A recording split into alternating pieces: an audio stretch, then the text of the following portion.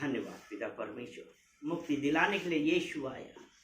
पिता परमेश्वर, उसके लिए हम धन्यवाद करते हैं, धन्यवाद करते हैं पिता परमेश्वर, सुंदर अवसर धन्यवाद करते हैं। सारा आदर महिमा हम आपको देते हैं यीशु मसीह के नाम से। परमेश्वर भला है और हम निकालते हैं भजन संहिता 138, भजन संहिता 138, 8वां वचन, उसका पहली लाइन पढ़।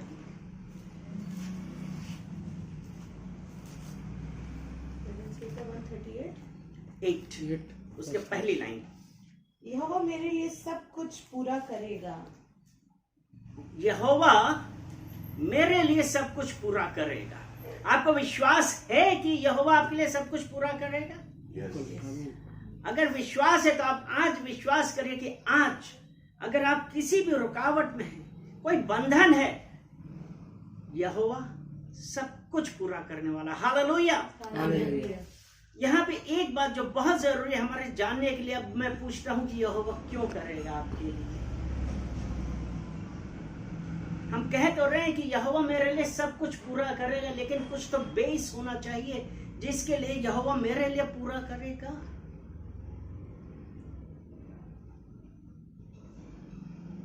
आप चलिए, वो तो परमेश्वर है। हम आज के वैसे देखें, जनरल में देखें, क्या आप किसी के लिए कुछ करेंगे? नहीं करेंगे।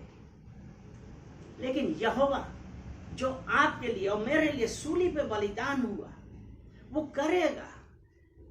लेकिन उसके साथ साथ एक चीज और बहुत जरूरी है जो हमारे जानने की, कि अगर हम यशाया उसका 45 और उसका 4था वचन पढ़ें, यशाया 45 उसका 4था वचन,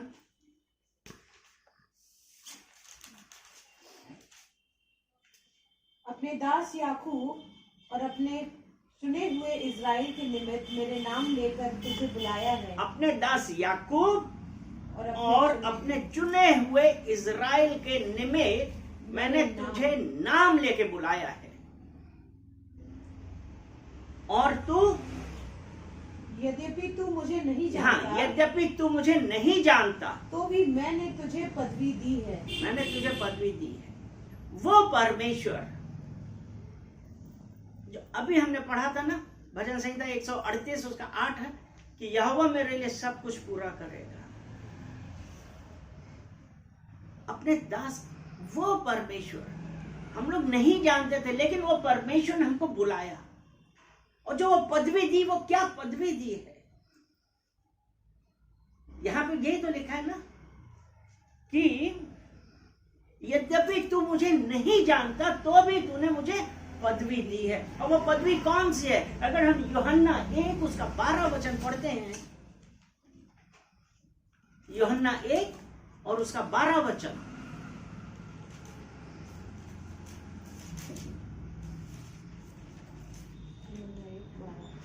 परंतु जितनों ने उसे ग्रहण किया, उसने उन्हें परमेश्वर की संतान होने का हाँ, अधिकार दिया। उसने उन्हें परमेश्वर की संतान होने का अधिकार दिया, अर्थात जो उसके नाम पर विश्वास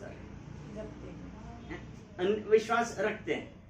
यानी कि जितनों ने उसे ग्रहण किया, पदवी दी। यानी कि क्या थी पदवी?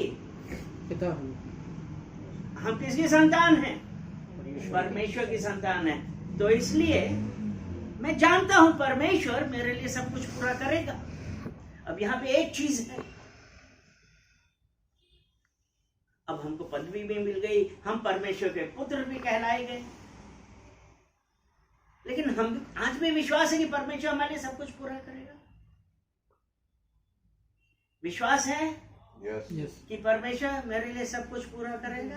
हालेलुया, हम धन्यवाद देते हैं। लेकिन हम कुछ बातें हम आज और बताते हैं कि परमेश्वर जो हमारे लिए सब कुछ पूरा करेगा, उसके लिए कुछ कंडीशंस भी हैं। अगर हम आज्ञा नहीं माने तो क्या, जब ये छोटा था आज्ञा नहीं मानता था, तो क्या आप अपने बेटे के लिए उसकी जिद पूरी करते थे? नहीं करते थे। क्यों नहीं करते थे? क्योंकि वो आज्ञा नहीं मान रहा था। तो जब हम आज्ञा नहीं मानते हैं तो क्या परमेश्वर करेगा? नहीं, लेकिन परमेश्वर करेगा। परमेश्वर करुणा से प्रीत रखने वाला परमेश्वर है। लेकिन एक जो बहुत जरूरी बात है, अगर हम रोमियो की पत्री उसका पहला अध्याय उसका 18 वचन पढ़े हैं,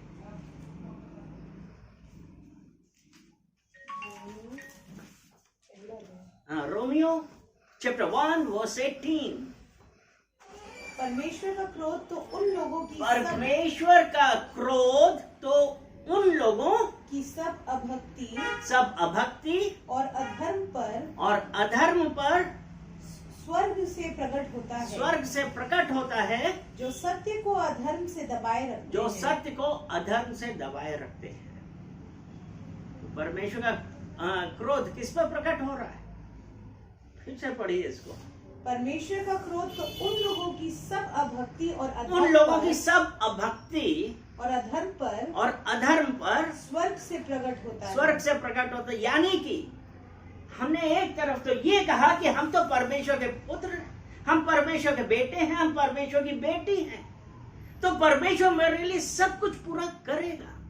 लेकिन यहां पे परमेश्वर का क्रोध भी प्रकट होता है। क्यों? जिन्होंने परमेश्वर को कार्यों को अपनी अभक्ति और अधर्म से दबा दिया, सत्य को जानने के बावजूद भी। अब इसी का 21वां वचन हम पढ़ें। इस कारण कि परमेश्वर को जानने पर भी उन्होंने परमेश्वर के योग्य बड़ाई और धन्यवाद ना किया, परंतु व्यर्थ विचार करने लगे, यहाँ तक कि उनका निर्बुद्धि मन अंधेरा हो गया। अर्थात हम कैसे कहें कि परमेश्वर मेरे लिए सब कुछ पूरा करेगा? एक ये हमारे लिए जानने की जरूरत है कि यहाँ पे जो है, जो परमेश्वर का क्रोध उन पे प्रकट होता है, कि हम परमेश्वर को 2 शब्द धन्यवाद के नहीं कह पाते। आज सुबह उठते हुए हमने कितने लोगों ने परमेश्वर को धन्यवाद कहा? आंख खुली, ब्रश किया, टॉयलेट गए और काम पे लग गए, परमेश्वर से ये नहीं कहा कि परमेश्वर धन्यवाद कि आज आपने मुझे ये दिन दिया, उसके लिए हम आपका धन्यवाद करते हैं। परमेश्वर का क्रोध, परमेश्वर के योग्य कार्य नहीं किया। परमेश्वर किस चीज से प्रसन्न होता है वो हम नहीं कर रहे। इसलिए परमेश्वर आज जो हम लोगों से प्रेम करता है, परमेश्वर हम सबसे प्रेम करता है। हमारे लिए सबसे जरूरी बात ये कि हम जो कुछ भी करें परमेश्वर की इच्छा के अनुसार करें, और उसके बाद ये कहें कि परमेश्वर मेरी इच्छा नहीं वरन आपकी इच्छा पूरी होने पाए। जब धन्यवाद करके हुए उस परमेश्वर के पास आएंगे, और इसके लिए हमको क्या करना है कि जो परमेश्वर के वचन, अगर हम यहोशू की पत्री उसका पहला अध्याय और उसका 8वां वचन पढ़ें, यहोशू 1 चैप्टर 8 वो वर्स 8, व्यवस्था की है पुस्तक। यहोशू पुराना नियम है,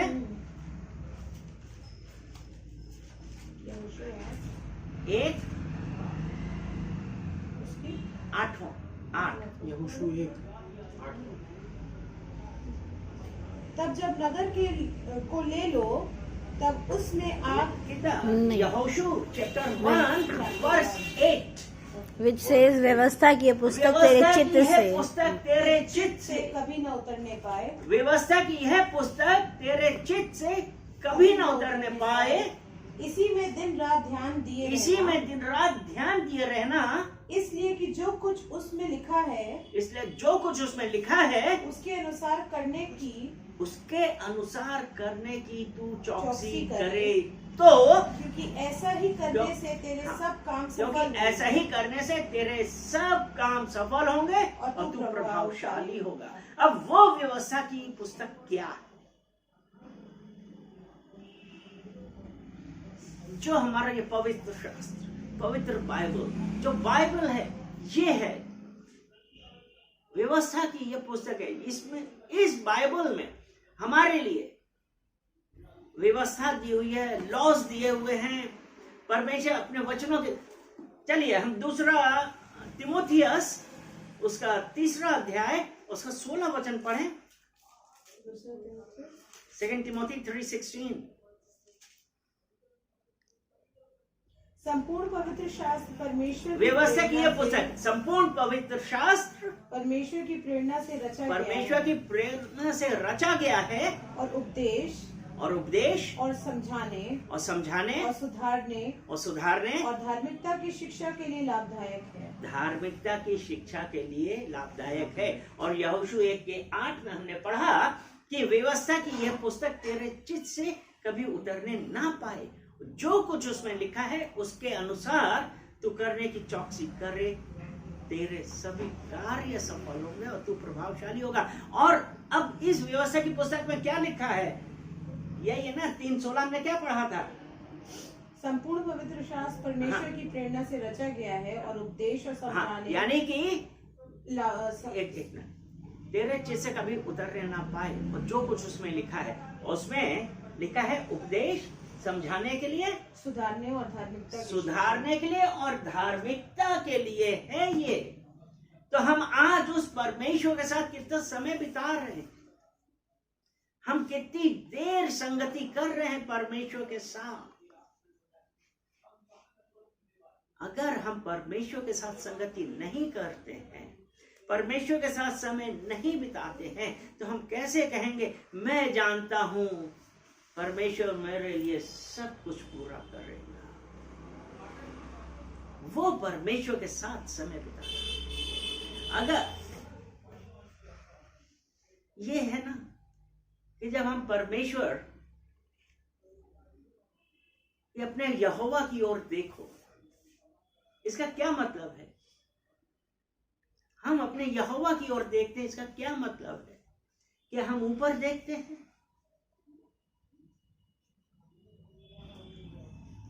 वो बोलते हैं ना, ऊपर यहोवा की ओर देखो। क्या हुआ मतलब? यहोवा की ओर देखने का क्या मतलब है? अगर हम आज अपने यहोवा की ओर देखते हैं, यानी कि ऊपर तो हमको कुछ दिखाई नहीं पड़ता, लेकिन ऊपर की ओर देखने से एक चीज है कि हम ये संसार, कुलीसियों 3 उसका 2 वचन पढ़े हैं। जब हम यहोवा की ओर देखते हैं, 3 उसका 2 वचन, पृथ्वी पर की नहीं परंतु स्वर्गीय वस्तुओं पर ध्यान लगाओ।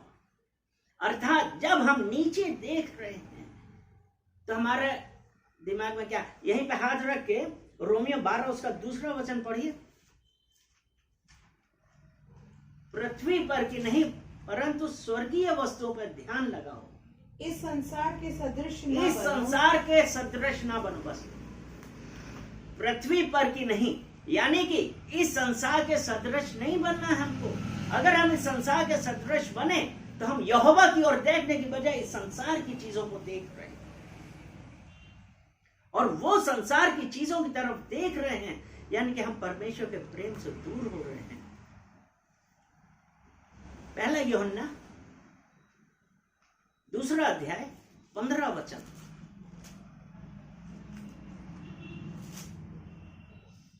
तुम ना तो संसार से और ना संसार में की वस्तुओं से प्रेम रखो। और यदि हम आगे, यदि कोई संसार से प्रेम रखता है तो उसमें पिता का प्रेम नहीं। वो परमेश्वर ने ये कहा कि इस संसार के सदृश नहीं, इस धरती की वस्तुओं पे नहीं, स्वर्गीय वस्तु पर ध्यान दें। इस संसार के सदृश नहीं बन रहे। हम संसार के सदृश बनते हैं तो क्या लिखा था 2:15 में? क्या लिखा था? तुम ना तो संसार से और न संसार में की वस्तुओं से प्रेम रखो। यदि कोई संसार से प्रेम रखता है तो उसमें पिता का प्रेम नहीं है। उसमें पिता का प्रेम नहीं है। यानी कि अब संसार में की वस्तुएं क्या है? हमारे सुख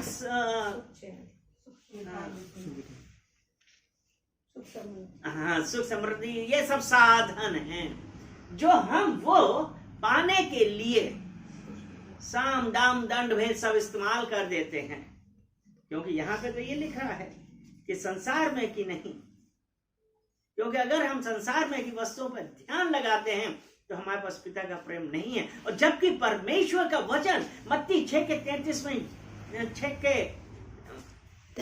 में यह कहता है, Matthew 6:33, seek ye the kingdom of God, इसलिए पहले तुम परमेश्वर के राज की खोज करो तो ये सब वस्तुएं तुम्हें मिल जाएगी। तो तुम्हारा ध्यान किधर है? तुम किस बात की आशा कर रहे हो परमेश्वर से? परमेश्वर की ओर ध्यान लगाओ, परमेश्वर के साथ रहो, परमेश्वर के साथ संगति करो। अगर हम परमेश्वर के ओर ध्यान लगाते हैं, परमेश्वर के साथ संगति करते हैं, परमेश्वर की तरफ देखने का मतलब यह है जो अभी हमने 2 तीमुथियुस 3:16 पढ़ा कि ये जो परमेश्वर के वचन हैं वो कैसे मिले हैं। 3:16 पढ़े ना, 2 तीमुथियुस 3:16।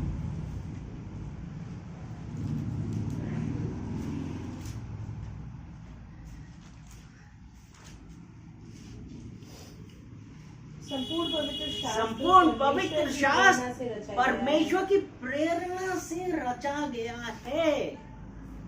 यानी कि हम अगर परमेश्वर की ओर ध्यान लगा रहे हैं, अर्थात जो ये है व्यवस्था की यह पुस्तक तेरे चित्त से कभी उतरने ना पाए, क्योंकि यह परमेश्वर की प्रेरणा के द्वारा रचित है, जो हमको सिखाने के लिए, हमको हमारी धार्मिकता की तरफ ले चलने के लिए है। इसलिए हमारा एक काम है कि अगर हमने कहीं पे गलती करी, परमेश्वर से कहें, परमेश्वर माफ करिए। वो परमेश्वर दया करने वाला है, करुणा से प्रीत रखने वाला परमेश्वर, वो माफ करेगा। अगर हम 1 यूहन्ना 1:9 वचन पढ़ते हैं,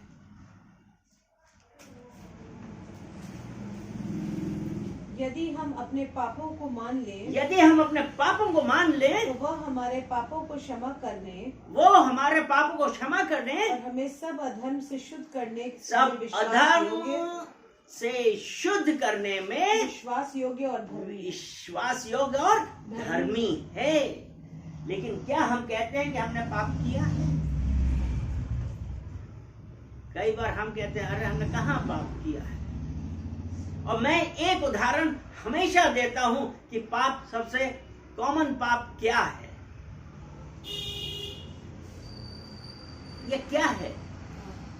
आपका मोबाइल फोन है, ठीक है, घंटी बोली, नाम देखा, अरे बोल देना है नहीं, कह देना बाथरूम में है। क्या है? परमेश्वर खुश है? संसार के सदृश न बनिए। बहुत कॉमन चीज है ये। इसीलिए यिर्मयाह के पत्र, यिर्मयाह चैप्टर 17:9 पढ़ेंगे।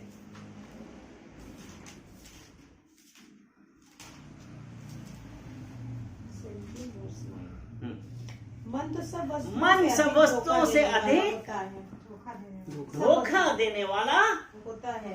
हाँ, मन सब वस्तुओं से अधिक धोखा देने वाला है, उसमें असाध्य रोग लगा है, उसका भेद कौन जान पाया है।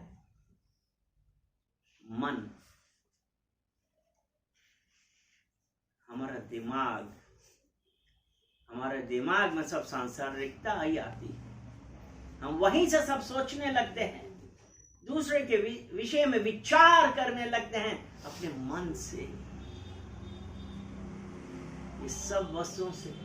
तो प्रियजनों, ध्यान रखें, ये जो मन है इसमें असाध्य रोग लगा है, ये सबसे अधिक धोखा देने वाला है, इसका भेद कोई नहीं जान पाया। आप मुंह से तो कहें हालेलुया हालेलुया हालेलुया, और कलीसिया में बैठे हुए आप ये सोच रहे हैं कि पास्टर क्या कह रहा है, ये प्रचारक क्या बतला रहा है हमें। मन सब वस्तुओं से अधिक धोखा देने वाला है। प्रियजन, अपने आप को जांचिए,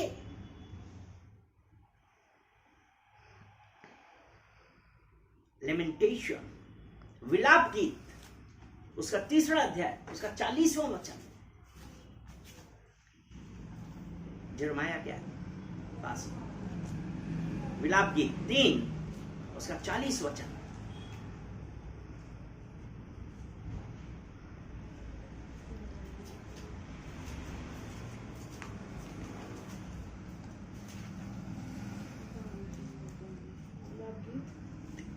उसका 40।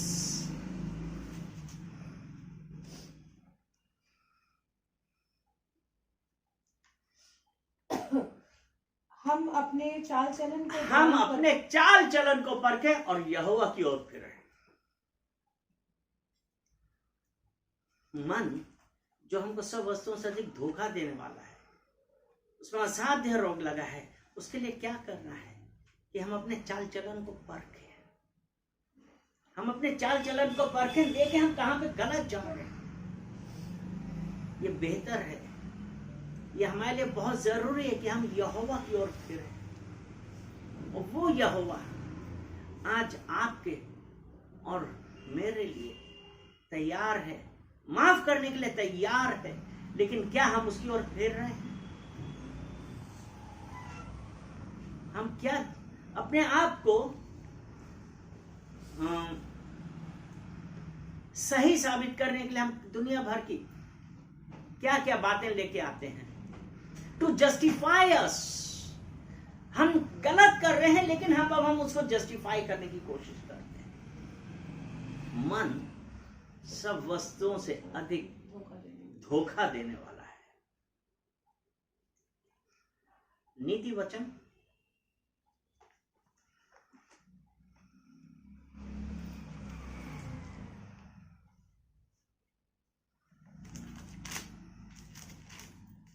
14 और उसका 12। ऐसा मार्ग है जो मनुष्य को ठीक जान पड़ता है, परंतु उसके अंत में मृत्यु ही मिलती है। उसके अंत में मृत्यु ही मिलती है। वो जो मन है हमको क्या करता है, हमारे अंदर बहुत सारी बातें आती हैं और हमने क्या किया, फिर जस्टिफाई करने लगे। अगर ऐसा करते हैं ऐसा होगा, ऐसा करते हैं ऐसा होगा। लेकिन हम ये नहीं देखते हैं कि वो ऐसा मार्ग है जो मनुष्य को ठीक जान पड़ता है, लेकिन उसका अंत मृत्यु होती है। और ये मृत्यु कौन सी है? ये नहीं कि हमको जाके गाड़ दिया गया, ये वो वाली मृत्यु नहीं, ये हमारी आत्मिक मृत्यु है। परमेश्वर जो अनंत जीवन देने वाला है, हम अपने आप अपने कार्यों के द्वारा हम परमेश्वर से दूरी बना लेते हैं। भजन संहिता 34 वर्स 16।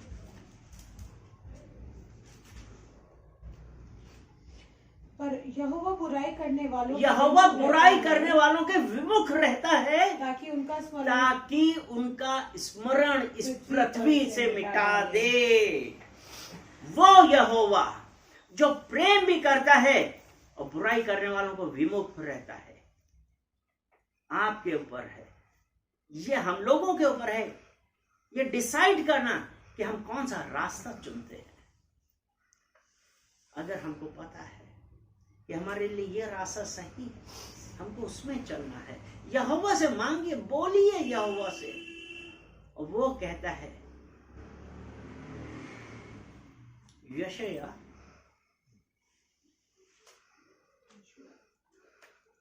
43 वर्स 1।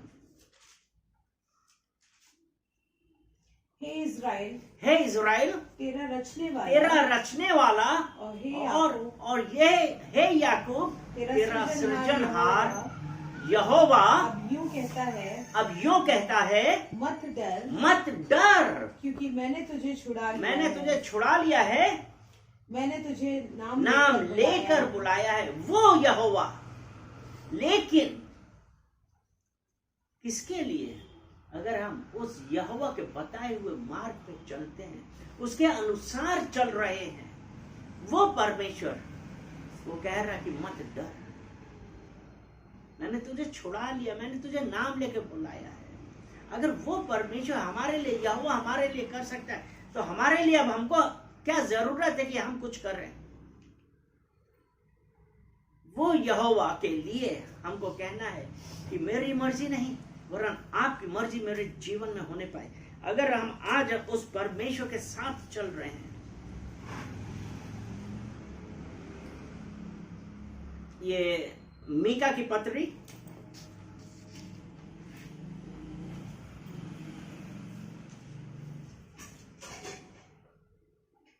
उसका 7वां अध्याय 7:7।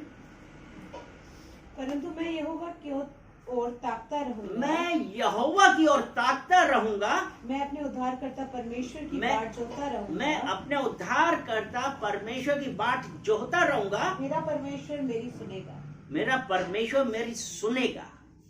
किसके लिए? अगर हम उस परमेश्वर की आज्ञाओं पे चल रहे हैं, उसके अनुसार चल रहे हैं। उसका नेक्स्ट वचन पढ़ें, 8वां।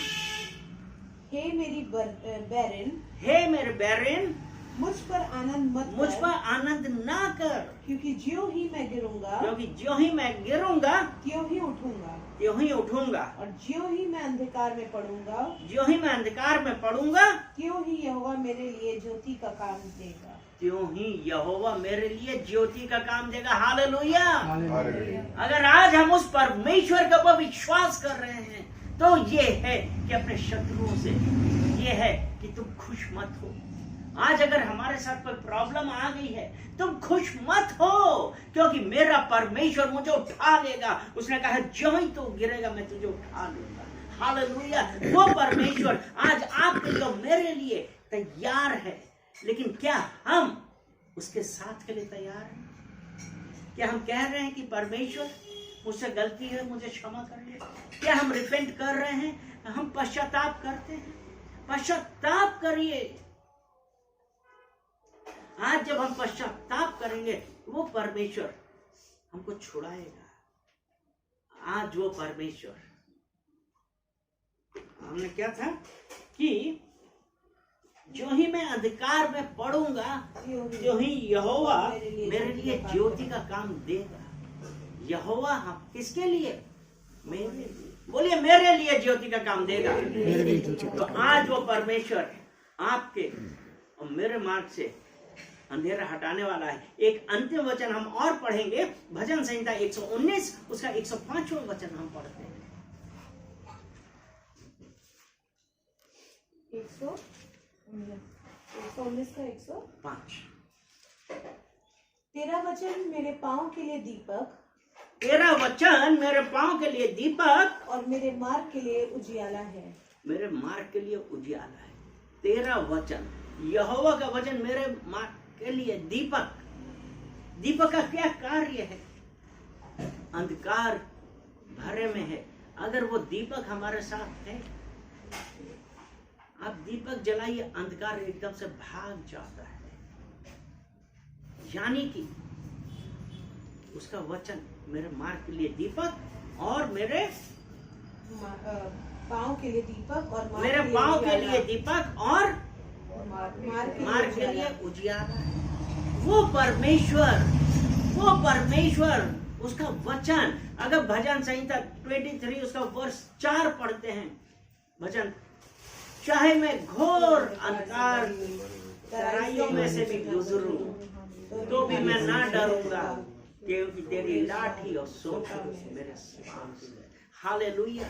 अर्थात मैं घोर अंधकार भरी तराइयों में से तेरी लाठी, मतलब पवित्र आत्मा और परमेश्वर का वचन मेरे साथ है। मैं अंधकार में दोबारा नहीं चलूंगा, क्योंकि वो यहोवा मेरे लिए ज्योति है। क्योंकि यीशु ने कहा है कि I am the light of the world. यीशु कहता है कि मैं इस संसार का प्रकाश हूं, और जो मेरे पीछे हो लेगा वो अंधकार में ना चलेगा। हालेलुया। पिता परमेश्वर, हम धन्यवाद देते हैं आपके सुंदर वचनों के लिए, जो पिता परमेश्वर आज आपने कहा है कि जो आपके पीछे चलेगा वो अंधकार में ना रहेगा। पिता परमेश्वर, हम धन्यवाद देते हैं पिता परमेश्वर कि आज आप अपने वचनों के द्वारा हम लोगों से बातें कर रही हैं पिता परमेश्वर, और ये वचन हमारे जीवन में कार्य करने वाले बने पिता परमेश्वर। और जब हम अपने आप को रिपेंट कर रहे हैं, पश्चाताप कर रहे हैं, और पिता परमेश्वर कहते हैं कि जहां कहीं पे भी हमसे गलती हुई है पिता परमेश्वर हमको क्षमा करिए, क्योंकि मीका 7:18 में कहा है कि तेरे जैसा परमेश्वर कहाँ जो मेरे अधर्म को क्षमा करे, मेरे निज भाग के पापों को ढांप देता है, वो मेरे पाप सदैव याद नहीं रखता, क्योंकि वो करुणा से प्रीत रखने वाला परमेश्वर है। पिता परमेश्वर हम धन्यवाद देते हैं कि आपने हमको क्षमा किया है, आपने हम सबको क्षमा किया है, क्योंकि जब हम आपके पास दीन होके और रिपेंट कर रहे हैं पिता परमेश्वर आपने हमको क्षमा किया, उसके लिए हम आपका धन्यवाद देते हैं। और पिता परमेश्वर प्रत्येक जन, देखने वाला सुनने वाले प्रत्येक जन को पिता परमेश्वर आज की रात ही उनसे बातें करिए, अपने वचनों के द्वारा उनसे बातें करिए पिता परमेश्वर, उनके कन्विक्शन लाइए। जो कोई कहीं पे भी अगर कुछ गलत है पिता परमेश्वर let your conviction to come over them. पिता परमेश्वर आपका वचन उनके हृदय में काम करे, उनके जीवन में काम करे, और पिता परमेश्वर आपका वचन उनके पांव के लिए दीपक बने। हालेलुया। पिता परमेश्वर हम धन्यवाद देते हैं, सारा आदर महिमा हम आपको देते हैं, यीशु मसीह के नाम से, आमीन।